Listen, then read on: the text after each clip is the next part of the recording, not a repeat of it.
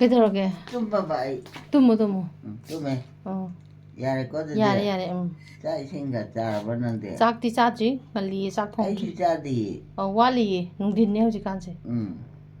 이만 갔던 버타라도 그런 짝 통을 짜 통나 봐. 뭐 짜게 꺼도 돼. 헐. 짜칼 짜비게 꺼야. 짜비유. 짜야 라면 바이싱 하나 나한테 기차라 해래봐. 짜칼 짜게 그 뭐가 나한테 비제 버렸다 봐이건다. 신통 팟키트다. 아주디 아이 치바자래 거 쳐야. 많이 짝짜. 아두는 짝짜지고 허렌디. 허이 짜게. 그다이 필요 짜르게. hꯧjikti chak thongdriye ima malmina am thakradudi hojikta kai chage haino 칸데다 짜비 될로 이렇게 저. biscuit chagera ba biscuit 시가주 파래 이디. 시베야디 너희 시더라. 시베야데 너희 뿐만 아니지 너희 시대지 칸브라. 아이는 짜게 비자자. ima biscuit am chathokse 비스쿠.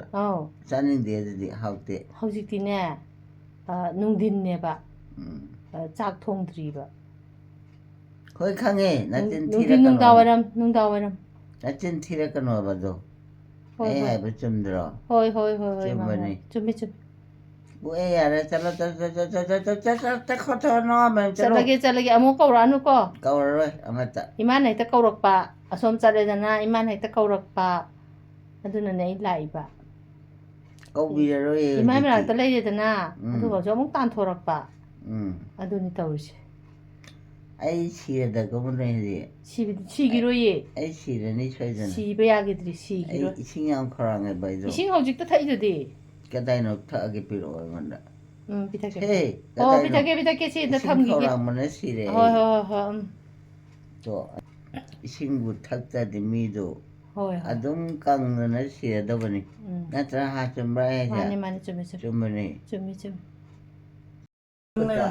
Bali na poem da problem na poem da sak thok sai ma. Tani de tat to kate. Tandi. 지지도 할수 있어 폰 딴지. 폰 하면은 이제 뭐 포토 넣는 거니 라고 Tandi ma.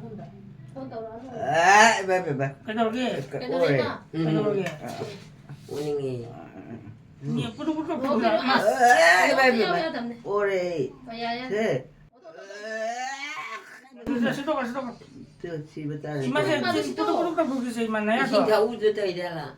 Masmaya ta ka mo chidam nya Ma pudu pudu sai ma. Ma. Cinting ko kero. 야래. Cinting ko kero. 아이 시르니 쳐든. Cinting ko sai pudu pudu. 야래 봐. 아이 시르도 부리. 시르게.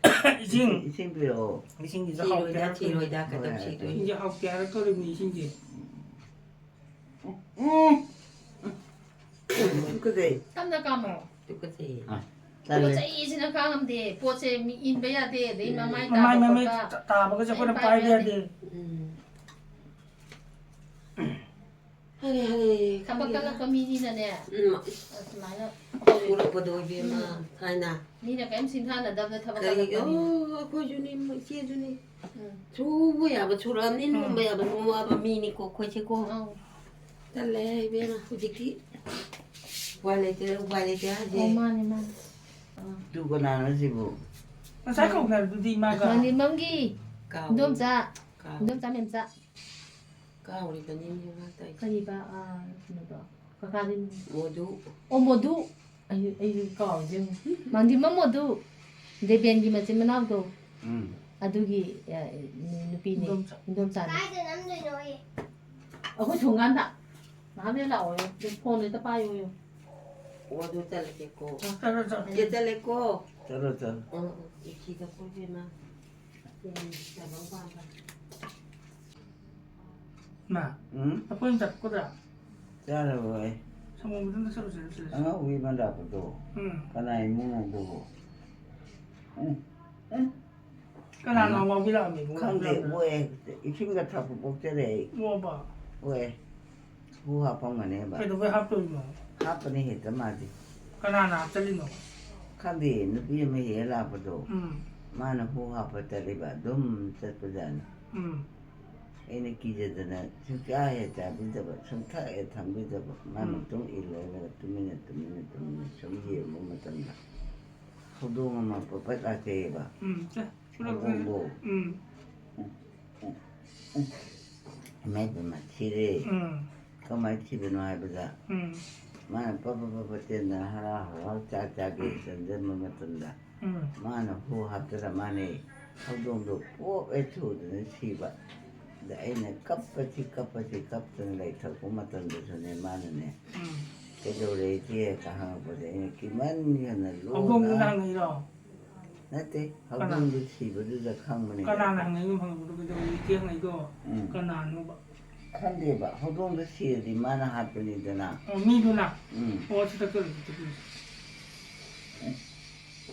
nè họ giao rồi uế họ cứ nên đi ấy thôi cái tăng 30 nghìn đồng này cái tăng xem rất là vậy nó đi ra rồi thì cái sao rồi đâu mai chỉ là này mà tuần được cái phố chỉ sao rồi rồi ra rồi hả mà tôi ra ô hồi à rồi uế tu ấy uế 왜 chơi thì nó phù hợp với mình nghe ngon đó tu đã cái tu hello 인간 뭐라 임마 này này anh chẳng hạt tu biểu phải à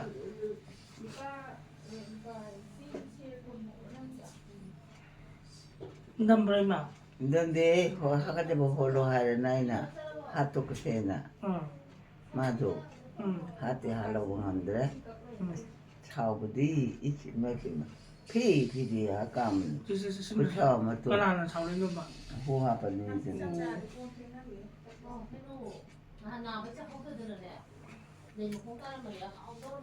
그 어찌네 까나노자 이놈 cái nào nó không 까나노 미 멍더부 벅창창 뭐 하나 보라 하라게 난 쳐야잖아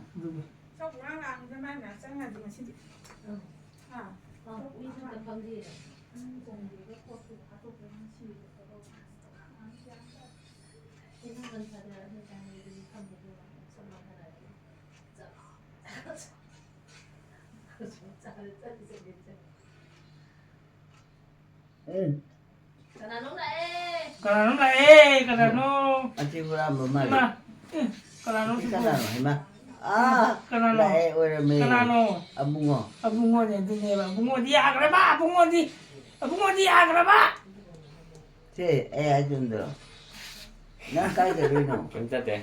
cái 뭐 탁살로. này là cũng chơi làm cho nên Thật như này tôi cái tàu kia cầu kia thế nào 응 thế rồi đấy một tắc cái đó 응 bungo thì này bungo đi à cái ba bungo này hay đi luôn ba cái bungo này mà sẽ putuk tiền thôi là tiền thôi cái đó là 북한 땡토. tiền sinh này nè putuk tiền thôi cái đó là sinh cái này đó bungo đó putuk nghe cái đó mà 지야래 오이 nghe được nó tin 아이 딸리 또 tưởng tin 따로 해봐 cha là mình tin tin 아우 tin 진딩토. 띵크해야지 sinh 사이는 또 사이드기 띵 với 보이지 sao mà chúng nó có cái tin thuộc gì 응?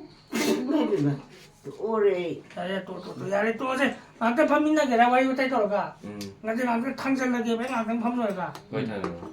파문은 뭐 나온다 핫도그를 거리면 해라 thì mà tin gì thì nó bị qua 아붕어 cái phẩm này nó thang chân 파문 봐라 이들도 애쉬가 방이가. 파문 봐 어우. 음식에 대해 주제 마찬가지 말로만 퍼져버네 왕왕 건다는 말로만 시버네 세라 어떤 먹이 호행아 짱 한번. cái phẩm bây giờ rồi 다이 돈 바이지야. còn bao nhiêu là cái gì đó 오자는 오자. còn ra là 얼마 뭐 cái 가이는 남자 차리고 bên tôi chụp quay mà nè là phôi một mà cũng mà ăn nó tin thì tôi có lỗi chơi gì đó cái bên tôi chụp 그래가지고 아이 tôi mà tôi làm xong không có thì hồi cái bụng chẳng không có tí tông được bà tôi làm cái sân đầu qua tôi ăn gì là kia 뭐 하? 아들이랑 뚜마더라 와리 눈시빙 은와리. 누가 투이. 농안들이야 나한테 누가 투이 눈당까지. 오호이니 아이 뚜메 뚜모하라 눈당까를 tum네. 오이니 뚜모게 왜? 세라 오 나 성기지 와리 차는 게. 야로 해 뚜마니 tumnin가 봐. 뚜닝이 눈당까지 지디. 딸에 개수 세라 오 아이 뚜밍이 나땡 헐. tum마다네. 세 나고 탄걸로 또 아까 nói 또 지내가나 là cái mắm này là tôi thằng gì đấy 얘기도 가나노 까모니다. ꯀꯩꯗꯧꯔꯤꯕ ꯃꯥꯗꯤ ꯑꯗꯨꯗ ꯁꯤ ꯊꯤꯡꯖꯤꯜꯂꯝꯕ ꯊꯣꯡꯂꯣ ꯅꯠꯇꯦ ꯃꯛꯁꯦ ꯃꯛ ꯎꯝ ꯑꯣ ꯑꯁꯤ ꯊꯝꯖꯤꯜꯂꯝꯃꯤꯕ ꯃꯥꯅ ꯎꯝ ꯄꯥꯝꯕ ꯌꯥꯅꯤ ꯃꯥꯗꯤ ꯊꯝꯖꯤꯜꯂꯝꯕꯅꯤꯅ ꯁꯤꯟꯅꯗꯣꯏꯔ ꯐꯔꯦ ꯐꯔꯦ ꯑꯗꯨꯗꯤ ꯑꯩ ꯆꯥꯛ ꯂꯥꯝꯃꯦ ꯆꯥꯛ ꯂꯥꯝꯃꯦ ꯆꯥꯛ ꯂꯥꯝꯃꯦꯕ ꯀꯩ ꯆꯥꯁꯦ ꯍꯥꯏꯅꯣ ꯈꯪꯗꯦꯗ ꯀꯩꯁꯨ ꯆꯥꯅꯤꯡꯗꯦ ꯑꯃꯗꯣ ꯍꯨ ꯍꯥꯞꯄꯝꯒꯅꯤ ꯁꯣꯏꯗꯅ ꯍꯥꯞꯇꯦ ꯍꯥꯞꯄꯝꯒꯅꯤꯌꯦ ꯍꯥꯞꯄ ꯍꯥꯞꯄ ꯍꯥꯏꯔ ꯃꯇꯨꯡꯗ ꯍꯣꯏ ꯅꯪ ꯍꯧꯖꯤꯛ ꯍꯥꯞꯄꯗꯤ ꯏꯕꯥꯅꯤꯃꯛ ꯄꯨꯂꯞ ꯁꯤꯔꯗꯤ ꯀꯝꯗꯧꯕ ꯎꯝ ꯆꯨꯝꯗ꯭ꯔꯥ ꯑꯩ ꯍꯥꯏꯁꯦ ꯆꯨꯝꯃꯤ ꯆꯨꯝꯕꯅꯤ ꯍꯧꯗꯣꯡ ꯑꯃꯈꯛꯅꯅꯦ ꯍꯥꯟꯅꯅꯦ ꯎꯝ ꯆꯥꯔꯒ ꯁꯨꯝ ꯇꯪ ꯌꯦꯡꯕꯖꯥꯠꯅꯤ ꯃꯥꯗꯣ ꯑꯥ ꯑꯗꯨꯗꯤ ꯑꯃꯗꯤ ꯉꯥꯏꯍꯥꯛ ꯂꯩꯔꯒ ꯆꯥꯔꯨꯕꯗꯅꯦ ꯕꯣꯝ ꯇꯨꯗꯅ ꯁꯤꯗꯣꯛꯈ꯭ꯔꯕ ꯑꯁ ꯑꯗꯒꯤ ꯍꯨꯏ ꯑꯗꯣ ꯑꯥ ꯍꯥꯠꯂꯦ ꯃꯣꯏꯅ ꯑꯃꯨꯛ ꯑꯥ ꯍꯨꯏꯗꯣ ꯁꯤꯁꯨ ꯁꯤꯕꯤꯗ꯭ꯔꯦ ꯑꯥ ꯑꯗꯨꯝ ꯇꯨꯝꯗꯅ ꯂꯩꯊꯣꯛꯈ꯭ꯔꯦ ꯑꯥ ꯑꯗꯨꯗꯤ ꯀꯃꯥꯏꯅ ꯇꯧꯅꯤꯅ ꯌꯦꯡꯅꯕ ꯃꯇꯝꯗ ꯑꯩ ꯂꯝ ꯑꯃꯗꯨꯗ ꯄꯨꯈ꯭ꯔꯦ ꯀꯅꯥꯅꯣꯝꯅ ꯀꯅꯥꯅꯣꯝꯅ ꯑꯥ ꯄꯨꯈ꯭ꯔꯤꯔꯥ ꯄꯨꯈ꯭ꯔꯦ ꯑꯗꯨ ꯑꯩꯒꯤꯗꯤ ꯂꯣ ꯕꯤꯃꯣ ꯄꯤꯖꯧ ꯌꯥꯝ ꯄꯤꯖꯧ ꯈꯔ ꯌꯥꯝ ꯄꯤꯔꯝ ꯌꯥꯗ꯭ꯔꯣ ꯌꯥꯅꯤ ꯏꯅꯟ ꯌꯥꯏꯌꯦ ꯌꯥꯝ ꯆꯥꯎ ꯄꯤꯖꯧ ꯇꯨ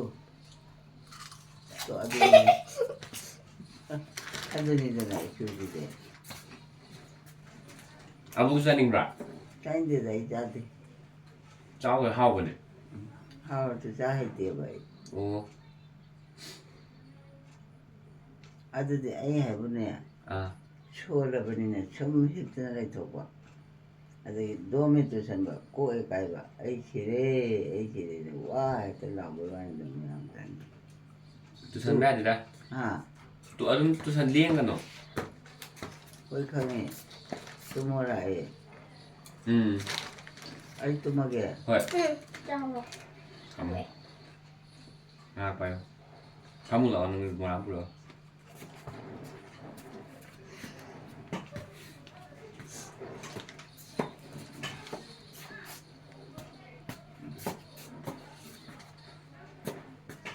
이마 디발리 같이 로이나 ꯍꯥ 그래도 난 짜이도 애주 그걸 짜게 비비고 아부 비비고 마 아마도 비로고 제 짜래 치워래 하우려 뽀뽀리니 많이 짜살로 하울 뭐지 딸리 파포 하우버니 두카네기 레이바 짜닝데 봐도 제 짜버세 일로라 나는 짜도 이제 애자 더하게 후하여 버리 해 후하 빼도 후야들어 야우리라 팔팔들이 아이지 따라가 보여 어디 아왜 마음 비오 나만 비르게. 어보다. 엄마 비르니. 해. 그래 자 살려고. 짜게 근데 오빠는 우리 저저는 짜라게 자 뒷밥 벌어 파포르네 알루 알루. 알루 알루에 짜라게 들이 하운 아니네 하우라 아 왜 마음 못 짜나 봐 오빠 안 들어. 치자이. 자 살려고. 깨달아게. 또 가자라고 하나 아말래요 이제 나간다 아 아주 또 아니다 플레이트 하보라. 보게. 왜 소시야 보기 플레이트 하보라. 왜?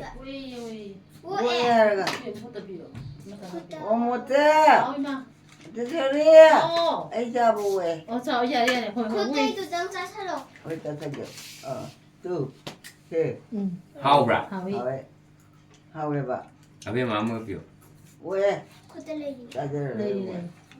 Làm sao bây giờ mình nên là bố cái máy này. ấy mà bụng ấy 짜들 đi bữa chứ Hao làm 왜? 왜. 또 마디 em hao nó sai thôi. 이제 안 오는 건데 좀 더 뱉어 말이 시부터 소리는 Mà đi bán chia đi ngoài trong đi mà. 나 시대로 보내 또 시대만 해 Thì đấy. 나 번짜리 방고. 하왜 이거. 아버기 좀 빌할게. 왜 야래? 아이 너 어떻게 짜야지 돼? 응. 이마 집만도 파리든.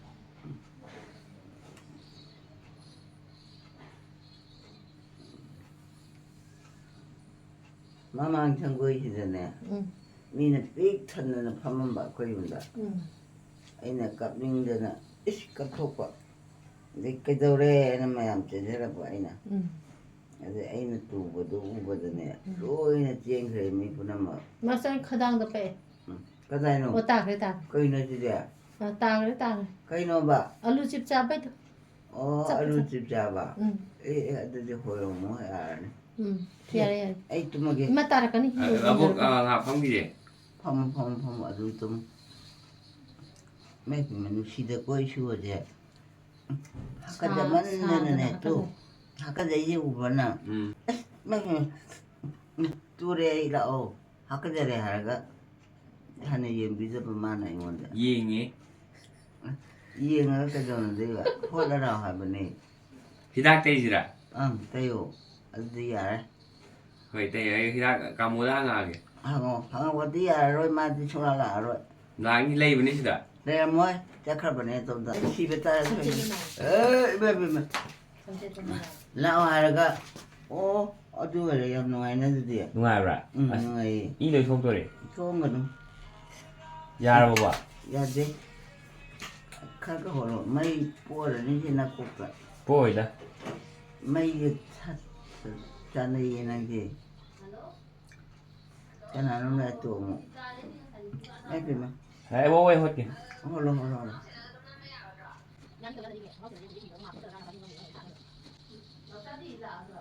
야라보 Dạ đây. 야라보야 À. 아들이 또뭐 또뭐 Thôi. 아 또뭐야 또 뭐야 Tung nhìn nó đang ngăn liều đấy ngại là tung nữa. 이 호인이 좀 믿어 Nó ngại liều tu. 말이 Ừ. 양말이잖아 해 가지 가라한테 콩알라마 뭐미에서 톡 Mình sẽ xịt lên mà bàn đó. 호이 til래 아붕아 Hả? 난 그자이노 Xí chay này abu cái sao kìa. 따라이 왜 Alu này. 알루래 À. 하우버니 자 Abu kì. 아이고 왜 짜는데 Thôi. 짜버리 짜능해 보내 Ừ. 하우만데는 어떻게래도 와 매페마 Họ ấy gì thì họ để. 뜻하자 오래 아이 오래 Này qua qua bộ. 헬라 오래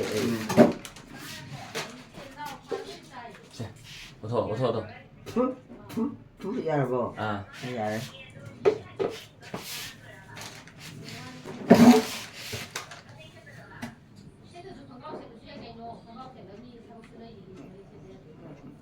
ôi chị mình học theo với nè sinh sẽ thay mình vậy nè Sinh thần nghe là. ừ À bên mà.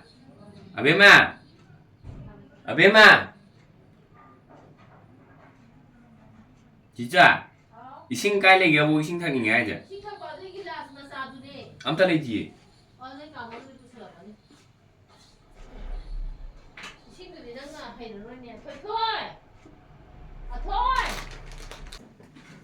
các bạn nói sinh đủ 이신보라니. 나는 후학 좀 불어 이마 아두네 이제 후 합시다가니 나 잔빠노 원래 볼 필요 오나 해라. 응 아두는 파트라. ấy 마 원정제라. 짜는 봐야 되잖아 뭐뭐? 뭐로 응. 왜 뭐야 오이. 뭐 Má cái cái này nào nó nó. 아버지 신탄이 해 가면. 그 까나 nó lại gì mà thế 짱 그래 먹는 짱 그래 처음다 응. 안강도 내 막고 참아가네 응. 바바바 찡 짝히 배가는데 응. 까나 너 두고 가고 비고 오더래. nên là bao rồi. Đi bà đi bà này. 또 아무나 아마네 또 까나 너 지고 Không gì.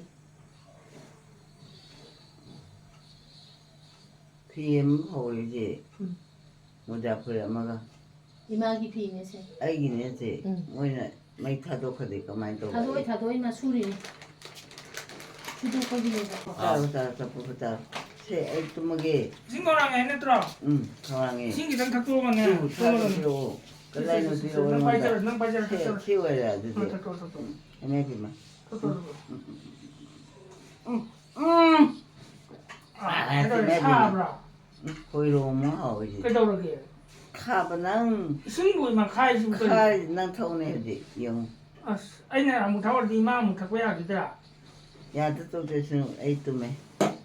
나는 밥 먹어도 좀 맞지. 해 빨리 싫어, 싫어. 아 야래. 아, 참, 네네네네. 그나 놈라래. 아복 좀 맞지 하네. 아복 하오. 좀 맞지 아이 하네. 하께서 이거 많아. 하루 시대 톡번이네 시대. 또 택배 또 뭐. 많아 이거. 지르지 네네네. 거기는 좀 뒤엠밤이야. 야, 또. 야래. 이제 이마 또 파디는 데토. 내도 그래. 들래. 싫어. 응. 저ito야. 데토야. 에이 또 뭐게. 또 뭐든. 가까이 놀 거니 이제. 아무나 또 그나마게 능 이렇게 저렇게. 가운데 가 남도 가운데 돼야지. 그만큼 밥 먹어 잡아 또 강한이 좀 물어도 가지 마. 왜? 내 오래. 어디다 이마. 한걸로. 아함 맞아 맞아 이거 따라 줘야 돼. 응. 또 알아서 뭐 먼저 우비에 응. 파라면서 내금 더고. 네. 어디가 나 юм노. 아버기 선거, 이마기 선거 알죠 뭐 가래. 이마기 선거. 이 선거지 암날이다. 그만 갔다 올라. 때까나. 아직 탐미니 반장 탐미니 누가 보랑 하지. up살라 탐만해 봐. 강한 봐. 아두에라. 응, 아더니. 파야지 또메. 뭐 어저. 미즈메 좀 되잖아. 이 뚱들이. 뚱닝에 야마.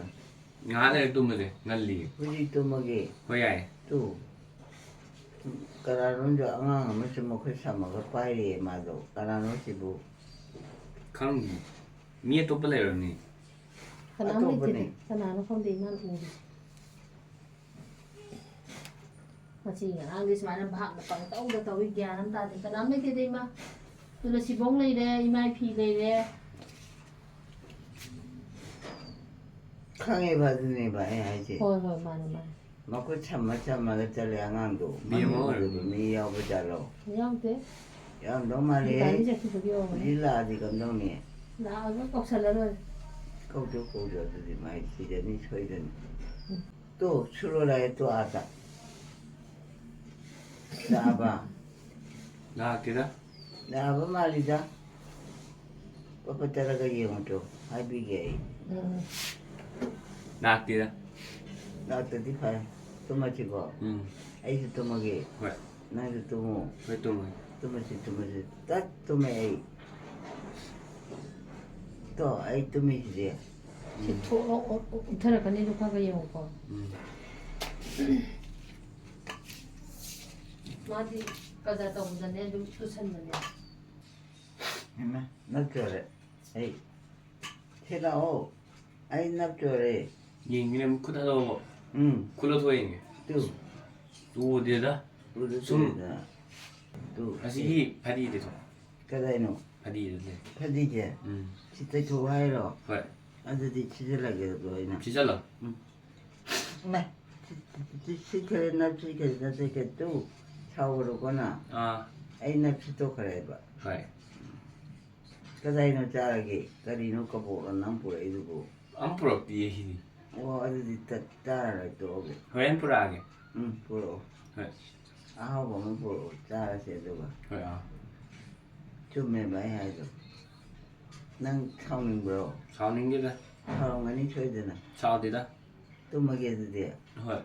또매 에이 또매 또이 이마 구도래 세라오 두로이다 뭐. 또 구도래 줘야 되나 세라오 명도 밥이요 이거다 세 가이노 오오오 빨리 세또 먹여도 돼 저로 가요 짧게 놓다. 왜 또매 그거 나 꼭도 또 토고 이나 왜? 세라오 또 먹이 까먹으라기 당나. 뭐니 강에 까물라 보여야 응. 아주 때로 나이 나 때는 뭐 아이건다 왜? 거기 좀 엄마 아베마 어디 빨리 아버지 저기에 된다. 난까지 들으리노 염소대. 짰다 되어야 난 짜거든 이거 자루래 세개 세가다노 짜다노 짜라게 하고 세가다노 아이 기타 짜되게 해봐 짜라면 자이 또 아이 짜야 라메 이 집에 따라 줘야 되나 모모라 아이 짜야 라메 까지 가면 못 나왔더만 큰기 마 두간 뜯리러. 마 두간 저런 거 들어오지 응. 사람은 지금 만져보지 나 아니. 볼랑은 우비 상고시다 파울이. 피니 보이시나 아주 거울 오면서 자라게 그래. 짱가게 해 마. 동생이 알아. 어. 에 공은 남들게요. 공들 공들. 해있나? 아니야. 까나노는 뭐 아니 아이지 뭐 뛰니 그 들어게 못해 거 보였나미 거기 그 포토는 매대나 포토는 뭐 뭐면 저 밖에 포토는 더 봐도 토게 더 저로 야래 응응 저로 뽀뽀대로 허허허 잘라 생각네 응 지금 이 사진 실로